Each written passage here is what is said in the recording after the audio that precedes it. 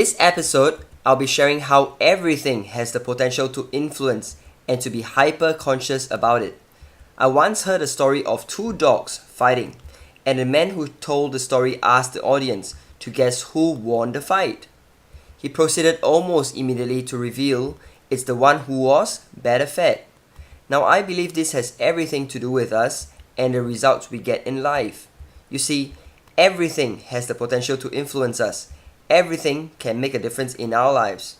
Allow me now to share just 5 key areas and examples how this is so. And this is certainly not an exhaustive list. We'll start with our intrapersonal communication. This is what they call our internal speak and dialogue. It's what we say to ourselves every day. It's what goes on in our heads. One study shows women utter an average of 20,000 words each day, while men speak an average of about 7,000. Another study claims that the average person has some 50,000 thoughts a day. Regardless of what the actual number is, the bottom line is, it's a lot. And we'll be wise to speak well to ourselves all the time, because words have immense power. I'll expand on this extensively in a different episode.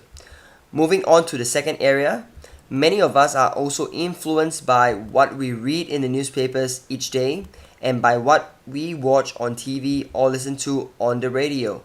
This also includes YouTube, of course.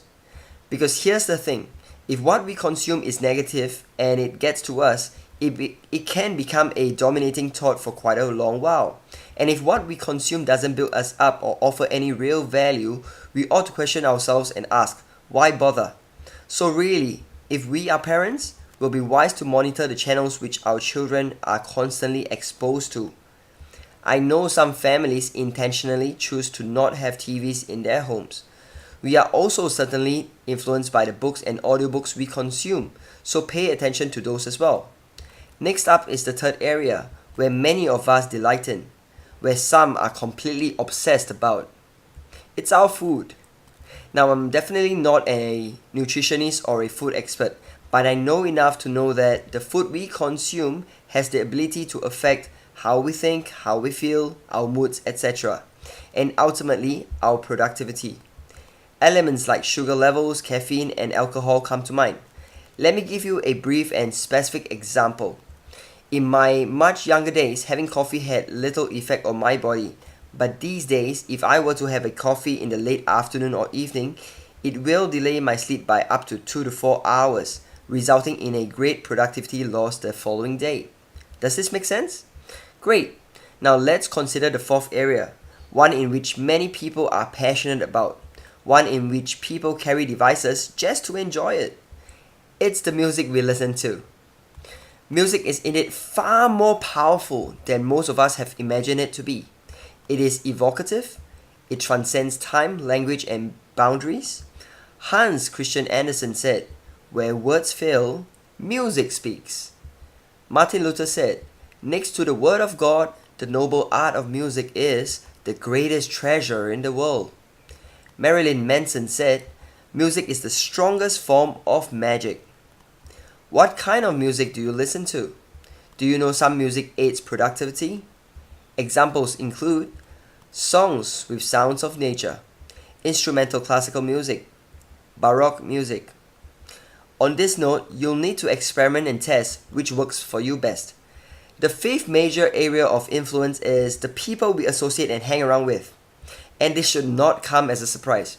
They include our life partner and our families, our friends, our bosses, peers, and subordinates, our social circles, including place of worship, etc.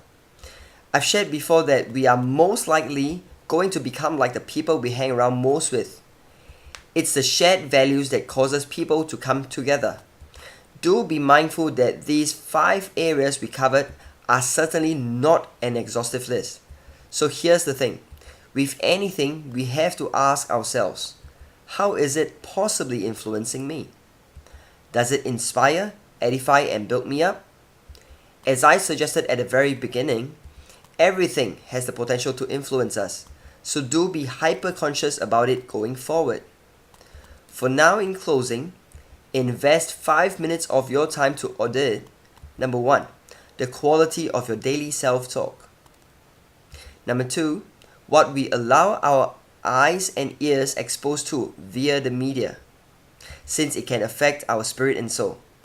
Number 3, the types of food you consume. Number 4, the music you listen to all the time. And number 5, the people you spend the most time with.